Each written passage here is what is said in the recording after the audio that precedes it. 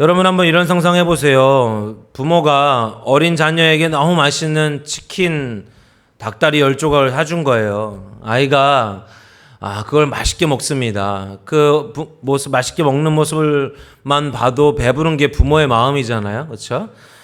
그 먹는 모습을 흐뭇하게 보던 부모가 웃으면서 잘 먹네. 엄마 한 입만 줄래? 물어보는 거죠. 이때 아이가 갑자기 두 팔로 그 치킨 박스를 확 감싸면서 안 돼. 이거 내 거야. 절대 안 줘. 한다면 여러분 마음이 어떠시겠습니까? 섭섭하기도 하고 괘씸하기도 하겠죠. 그 치킨을 사준 사람이 누구예요? 부모잖아요. 엄마예요. 부모가 배고파서 달라고 한 것이 아니죠. 그저 자녀와의 사랑의 교제, 그것을 나누고 싶었던 것이죠.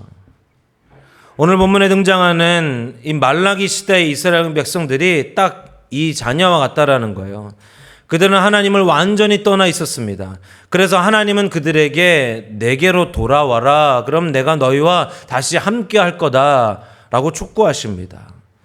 여기서 그들이 하나님을 떠났다는 것은 그들이 어떤 우상을 만들고 그 우상 앞에 절했다는 것이 아니라 뭔가 대놓고 하나님을 더 이상 믿지 않을 거예요. 하나님을 떠났다는 것이 아니라 또는 엄청난 죄를 지었다는 것이 아니라 그들의 삶에 하나님을 알려고 하는 것을 포기하고 또 하나님을 사랑하는 것을 전혀 그 삶 가운데 살아가지 않고 하나님과의 친밀함을 소중히 여기지 않은, 즉 우리가 지금 배우고 있는, 우리가 하고 있는, 우리가 추구해야 하는 그 신앙의 본질을 잃어버렸다는 의미입니다. 이해되십니까?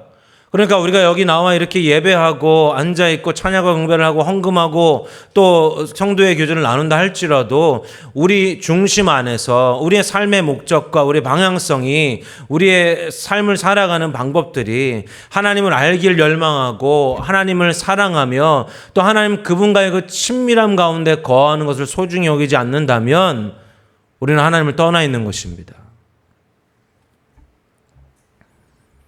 그로 인한 열매로 하나님 앞에 물질의 주권을 인정할 수가 없는 거예요.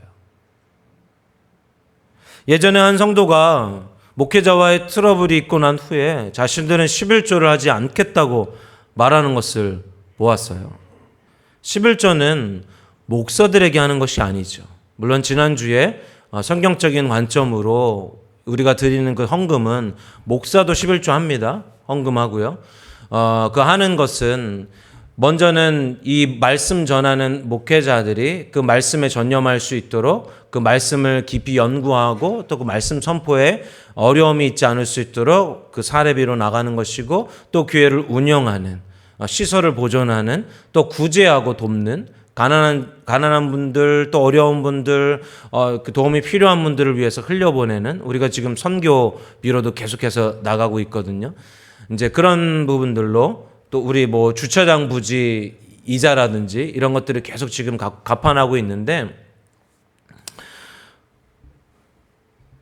그 안에 이제 목회자를 위한 사례비가 들어 있는 것인데 어떤 분들은 이렇게 생각할 수도 있어요. 11조를 많이 하면, 헌금이 많아지면 목회자가 더 많이 받는 거 아닌가? 절대 그렇지 않아요. 저도 그러면 좋겠는데, 그런 구조라면 좋겠는데 그렇지 않습니다. 정해진 그 월급 안에서 11조가 많이 들어오고 헌금이 많이 들어온다 하더라도 정해진 사례비만 받게 되어 있죠. 그러니까 그들은 단순히 목회자가 미워서 11조를 안 드린 것이 아니라 그분들의 마음이 하나님을 떠나 멀어졌다는 것을 보여주는 서글픈 열매가 바로 11조를 드리지 않았던 것이에요. 썩은 열매인 거죠. 말라기 시대에 지금 그 백성들의 모습이 정확하게 이와 같습니다. 물론 11조만 기계적으로 잘 드린다고 해서 하나님과 친밀한 동행 가운데 있다고 착각해서는 안 되죠. 하지만 분명한 것은 그들이 하나님과의 관계가 멀어지자 가장 먼저 물질의 문을 닫았다라는 것입니다. 성경은 이 상태를 향해 뭐라고 말씀하신다고요? 하나님의 것을 도둑질했다 라고 단호하게 말씀하고 계시는 거예요.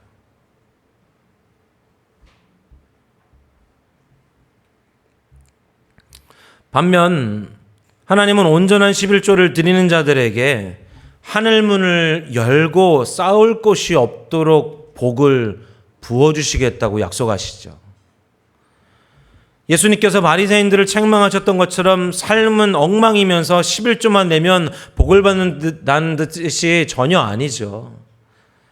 이 말씀의 진짜 의미는 우리의 경제적인 영역에 하나님 은혜가 임하려면 물질의 자리에 생명 대신 하나님이 그 주권을 가지셔야 한다는 것입니다.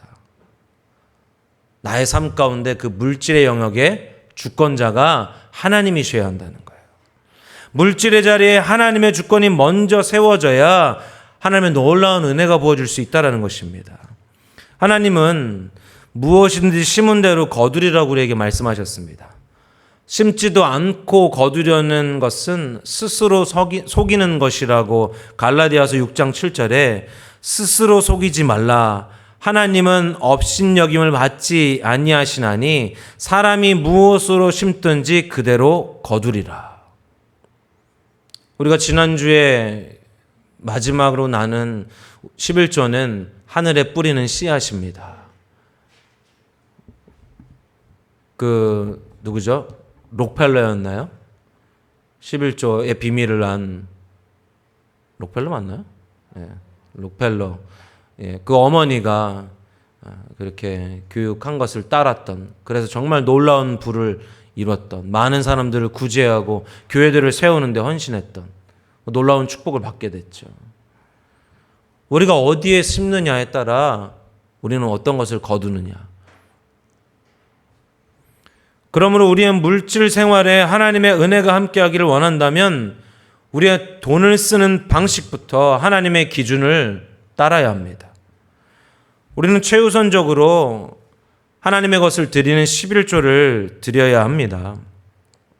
11조는 이번 달에 쓸 거 다 쓰고 나를 위해 저축하고 커피도 다 사 마시고 남으면 드리는 잔돈이 아닙니다. 우리 삶이 때로는 팍팍하고 여유가 없을지라도 주님을 향한 신뢰로 가장 먼저 떼어 드리는 구별된 예물이 11조입니다. 우리 아마 팔라 이름이 그죠? 구별되다. 팔라가 그런 뜻 아니에요? 팔라바. 임팔라는 아니잖아. 뭐예요, 뜻이?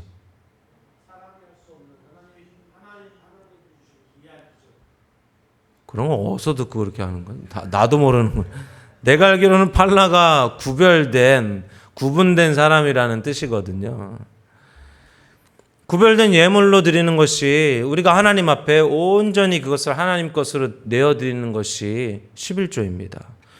먼저 드리든 나중에 드리든 솔직히 우리 그렇잖아요. 모든 것을 다 쓰고 어쨌든 드려야 하니까 저도 그런 고민 많이 할 때 있거든요. 월급을 받으면 가장 먼저 11조를 떼어놓고, 우리 아내는 가장 먼저 그걸 떼어놓거든요. 떼어놓고 삶을 살아가든 아니면 다 쓰고 정말 그거 긁어 모아서 11조를 만들어 놓든 우리에게 물질의 은혜가 필요하잖아요. 그렇죠? 하나님의 은혜가 절대적으로 필요하다면 우리는 이 물질의 영역에서부터 순종의 발걸음을 떼어야 하는데 그때 비로소 하나님이 우리 삶을 책임지는 하나님의 살아계신 은혜를 경험하게 될 것이라는 거예요. 은혜가 절박하게 필요하다면 그런 것 같은 거예요. 우리가 예배에 나와 예배하는 거, 신앙생활 할 거면은 제대로 하자는 거예요. 예전에 어느 목사님이 그런 설교했거든요. 욜로. 우리 젊은 세대들이 한참 젊은 이전 우리 지금 다음 세대들보다도 훨씬 나이 든 세대들이 추구했던 욜로가 뭐예요? You only live once라고 해가지고 너는 한 번 산다. 그러니까 한 번 사는 거 그냥 재밌게 살아라. 미래를 바라보지 말고 그냥 지금 당장에 열심히 살아라. 이런 식으로 하는 어디요? 스웨덴인가 어디 래퍼가 이제 이야기한 것이 이제 유행돼 가지고 막 젊은 세대들이 저축도 안 하고 미래도 보지 않고 그냥 어차피 죽을 거 지금 다 쓰고 이제 뭐 그냥 살자 뭐 이런 뜻으로 막 살았잖아요. 근데 그것을 어떤 목사님이 반대로 얘기하는 거죠. 맞다. You only live once다. 우리 다 한 번만 산다. 그러니까 한 번만 살 거 우리가 하나님의 사람으로 제대로 살아보자. 신앙생활 할 거면요. 흐지부지 하는 게 아니고요. 하나님의 놀라운 은혜와 하나님의 권능과 그 위대하신 하나님이 주시는 놀라운 그 능력으로 살아가야 할 것 아닙니까? 언제까지 우리가 비실비실 늘 세상 사람도 아니고 기독교인도 아니고 그 중간 영역에서 죄책감과 또 막 그 세상에 대한 갈망과 또 그것에 대한 뭐 하지 않으면 안 된, 그렇게 살아가면 안 된다는 어떤 뭐 부담감들과 막 이런 것들. 그러면서 하나님 말씀이나 하나님 은혜 안에는 또 깊이 못 들어오고, 이게 아니라 우리가 제대로, 우린 다 하나님의 은혜가 필요한 사람들이잖아요. 할렐루야.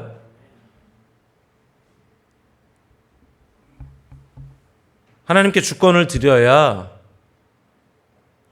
하나님이 역사하실 수 있으십니다. 하나님 마음껏 행하실 수 있어요.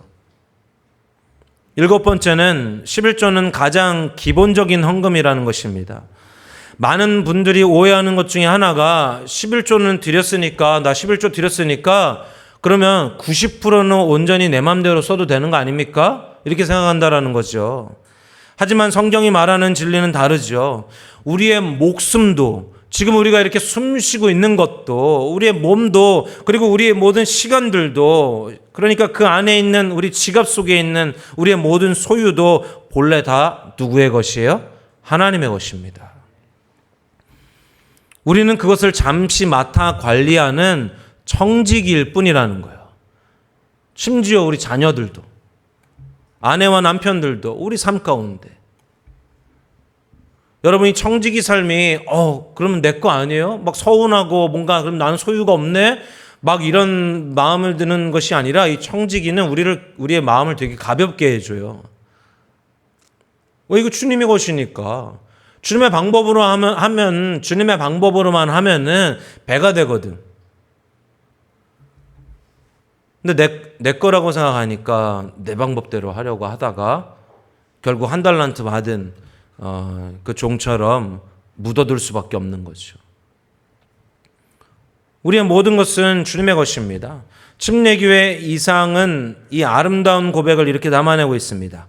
그리스도인의 청지기 직분은 생애의 전부를 하나님으로부터 받은 거룩한 위탁물로 받아들이며 생명, 시간, 재능 및 재물을 그리스도를 위해 봉사하는 일에 개인적으로나 단체적으로나 책임 있게 사용할 것을 요구한다. 그러니까 우리가 드리는 이 11조는요, 이 11조라는 고백을 통해서 주님이 이 10%뿐만 아니라 내 삶의 100%가 주님의 것입니다. 그러나 하나님은 그 100%를 다 가지시면 우리가 살 수 있는 게 없잖아요. 그렇죠? 그러니까 너무 우리에게 그 합리적으로 10%만 내라고 하신 거죠. 그것을 통해서 네가 고백하는 것만으로도 내가 다 받아줄게. 네가 100% 나를 신뢰한다고 내가 여겨줄게. 그렇지만 네 삶 가운데 필요한 90%는 네가 가자. 내가 너 줄게. 하나님 이렇게 말씀하시는 거예요. 얼마나 다정하시고 스윗하세요.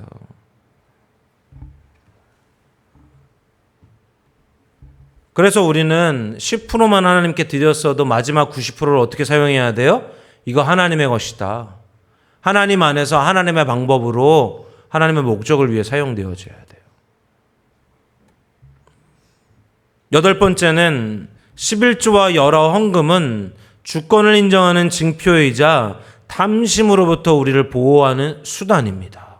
이 11조는 11조와 이제 드리는 여러 헌금은 하나님의 주권을 인정하는 징표이자 탐심으로부터 우리를 보호하는 수단이에요. 탐심으로부터 우리를 보호하는.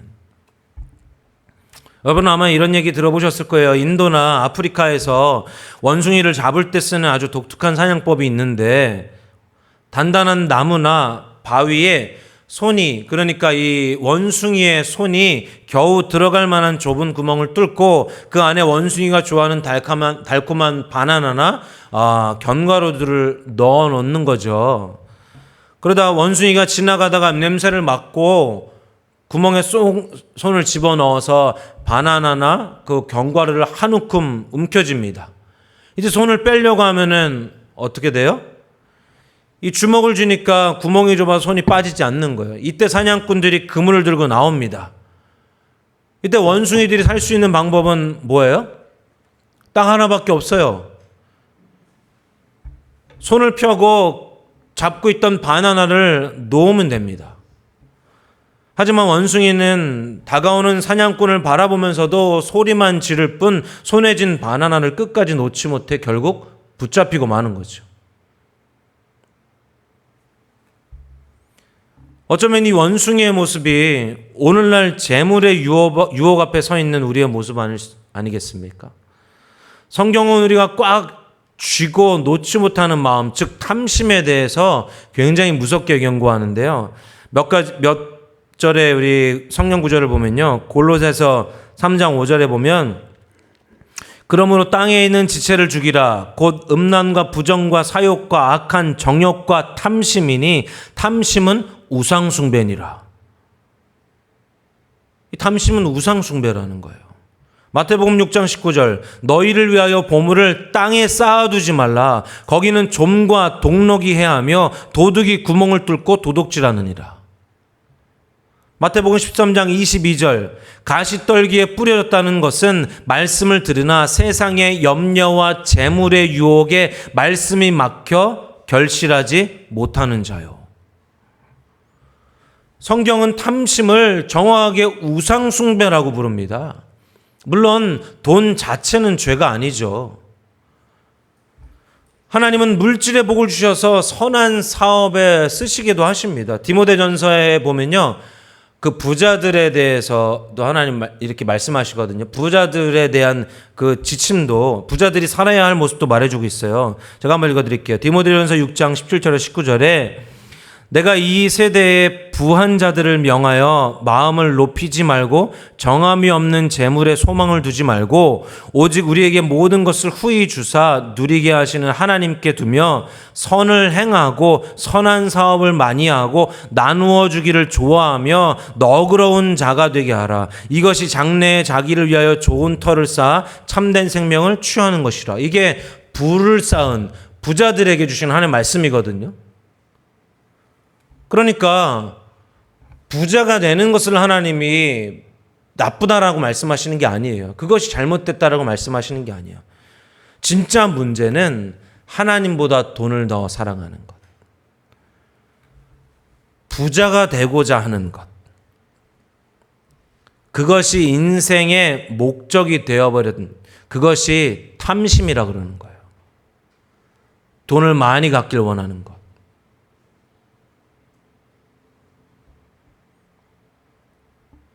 저도 우리 아이들 이렇게 보면은 참 되게 그 어려서부터 그러니까 우리 아이들뿐만 아니라 제가 우리 그 교회에서도 예전 교회에서도 이렇게 아이들 어디 가다 보면은 다 돈과 연결돼서 보는 거죠.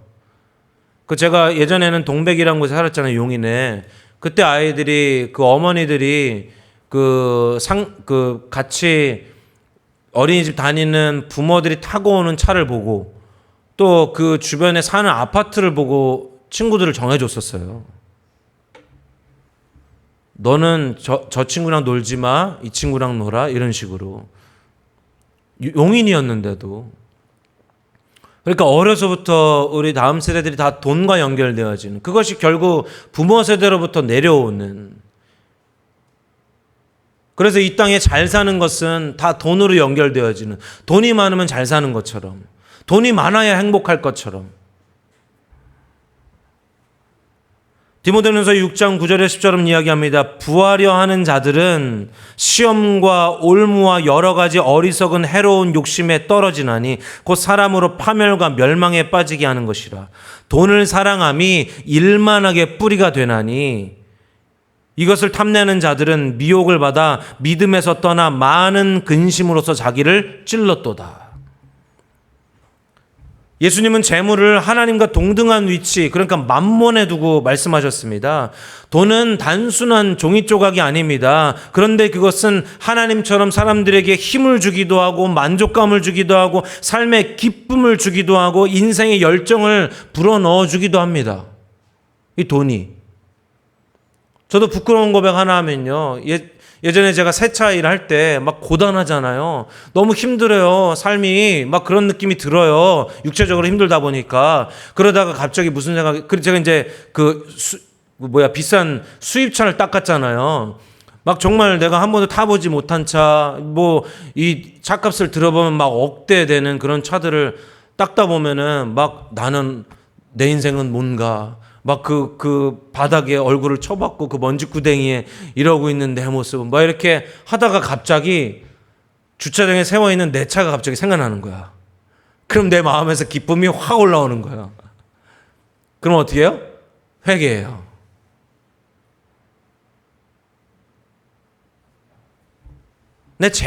내가 가지고 있는 재물이 나의 기쁨이고 나의 위로가 된 거예요. 그러니까 하나님과 동등한 위치에 있다는 거예요. 다시 말해서 재물은 정확하게 우리의 삶에서 하나님의 자리를 대체할 수 있습니다.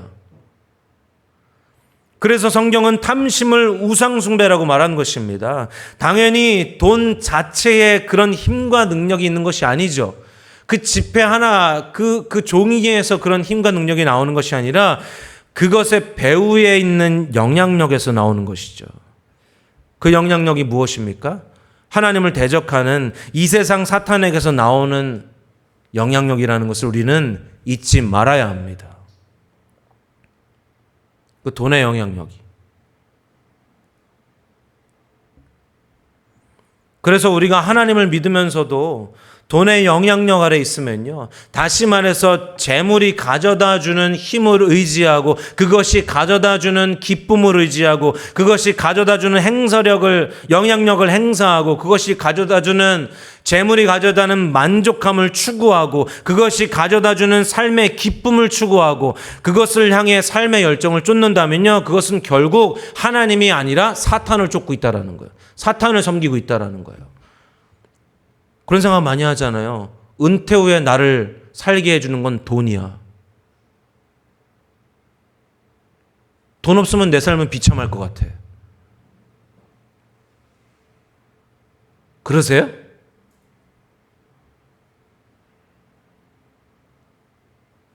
그럼 우리 여기 왜 있어요? 돈 벌러 가야지.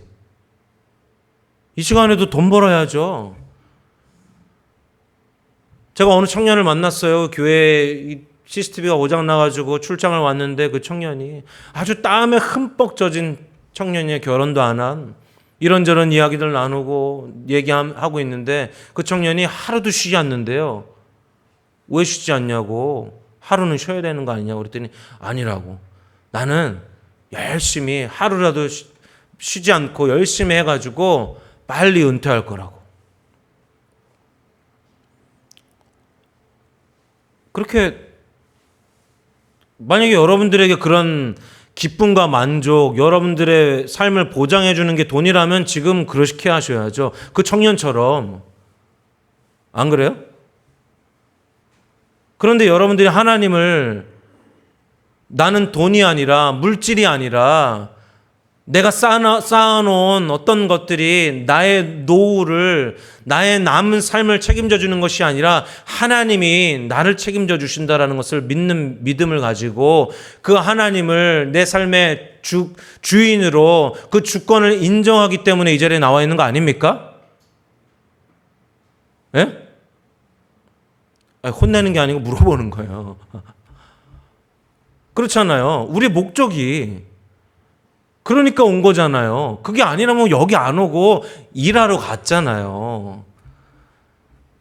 근데 이것도 저것도 아닐 수 있다라는 거예요, 제 말은.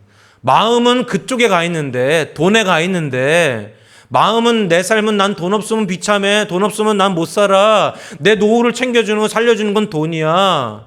돈을 모아놔야 돼. 그것이 있어야 나는 잘 살 수 있어. 물론 여러분 미래를 하나님이 주시는 지혜로 준비하셔야 되죠. 지혜로 아까 말했지만 헌금만 드리라는 것이 아니고 나머지를 어떻게 활용해야 돼요? 하나님이 주시는 지혜로 하나님 안에서 아름답게 활용해야 돼요. 소비를 줄이고 필요한 것들만 살아가며 자발적인 가난 안에 살아가야 돼요. 그때 하나님이 우리에게 물질의 축복을 넘치게 주시는 거예요. 저는 그렇게 생각해요. 쌓아두지 않아도 하나님 아버지는 그때그때마다 채우시는 하나님. 그것이 부자라고 저는 생각하거든요. 아무리 큰 저수지라도요. 우리 사회가 그렇잖아요. 사회가 왜 사회예요? 죽은 바다기 때문에 사회예요. 더 이상 물이 유입되지 않아요. 물이 흘러내려가지 않아요.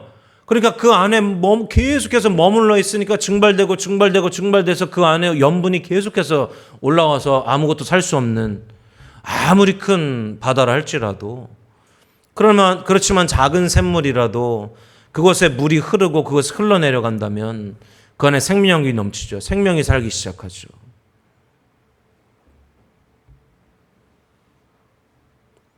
하나님의 놀라운 은혜가 우리 가운데 부어지는, 우리가 이 자리에 나와 있는 그 목적과 의도들이 우리 신앙의 본질로 돌아가는 것인데, 세상 사람들과 똑같이 살아가며 돈을 내 삶의 주인으로 두고 우상으로 두고 그걸 믿으며 살아가면서 우리가 아무리 이렇게 신앙생활 해봤자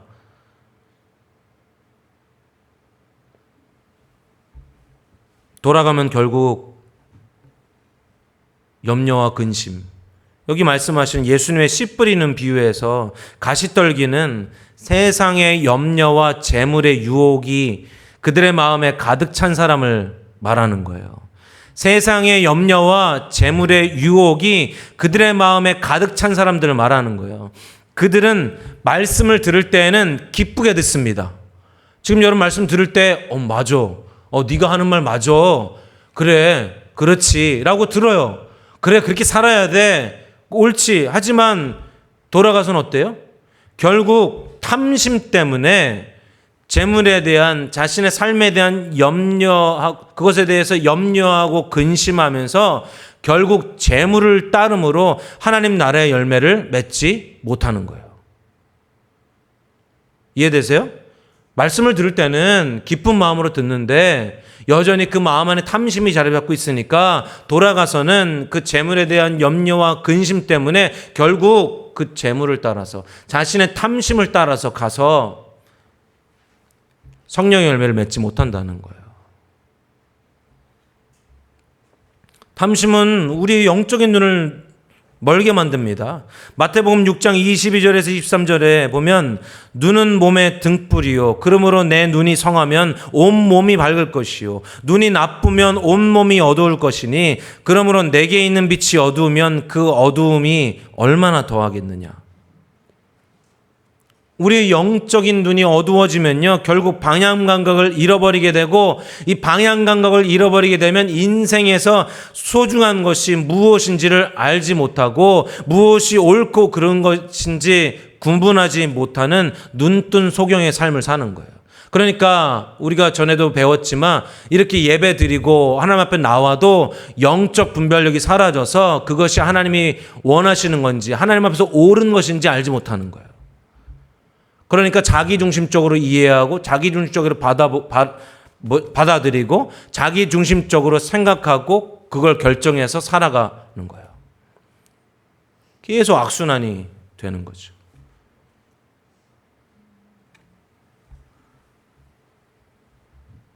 말씀 마칩니다. 사랑하는 우리 분열교회 성도 여러분, 이 무서운 탐심의 덫에서 벗어나 영적인 눈을 번쩍 뜨게 하는 가장 확실한 방법이 무엇인지 아세요?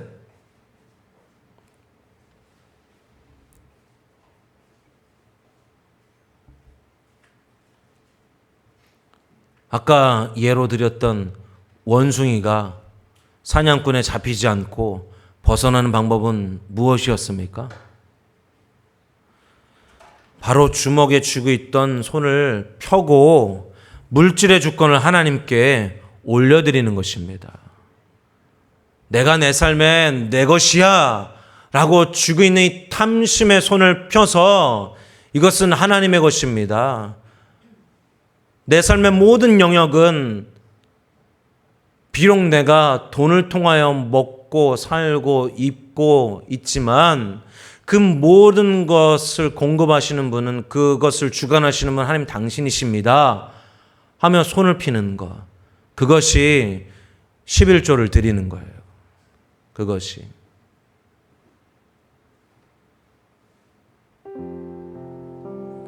(11조는) 내 지갑을 올가매는 율법의 사슬이 아닙니다. 오히려 물질의 노예로 살아가던 우리를 해방시키시고 내 인생의 진짜 주인은 오직 하나님 뿐이십니다 라고 선포하게 하시는 하나님의 가장 안전한 보호장치입니다.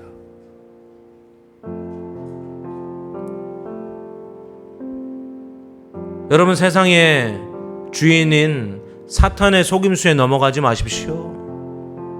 그 종교에 그렇게 빠져가지고 헌금까지 그렇게 해야 돼? 그 목사들 잘 살으라고 그 돈 들여서 뭐해? 이런 거짓 합리주의, 그 세상 소문들에 넘어가는 얕은 신앙이 되지 않으시겠으면 축복합니다. 하나님 우리가 믿는 하나님 말씀이 뭐라 말씀하시는지, 우리가 손을 펴서 온전한 11조를 드릴 때 우리는 비로소 원숭이처럼 덫에 걸려 파멸하는 삶이 아니라 우리의 보화를 영원한 하늘 창고에 쌓아두는 참된 제자의 삶을 살게 될 것입니다.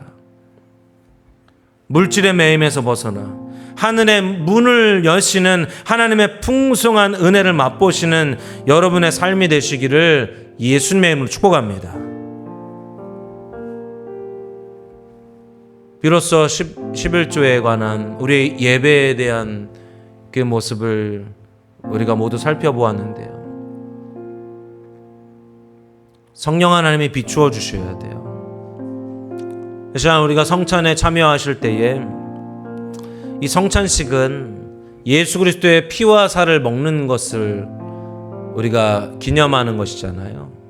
그것을 의미하는 것인데, 예수 그리스도의 피와 살을 먹는다는 의미는 무엇입니까? 그분이 나의 생명이라는 거예요. 말씀 대신, 생명 대신. 그러니까 이 11조, 우리의 삶에 사실 우리는 돈 없으면 살아갈 수 없어요. 물질 없으면 살아갈 수 없어요. 그렇지만 그것은 우리가 눈에 보이는 것이고 그 모든 것의 주권은 하나님께 있어요. 우리는 그분을 통해, 그분이 주시는 물질을 통해 살아가는 거예요. 그래서 우리는 그 하나님을 내 생명으로 고백하는 시간으로 이 성찬식을 갖는 것입니다. 우리가 살아갈 수 있는 것은 세상 돈만이 아닌 하나님으로 가능합니다. 그 진정한 고백을 이 성찬을 통하여 주님께 드리시기를 예수님의 이름으로 축복합니다.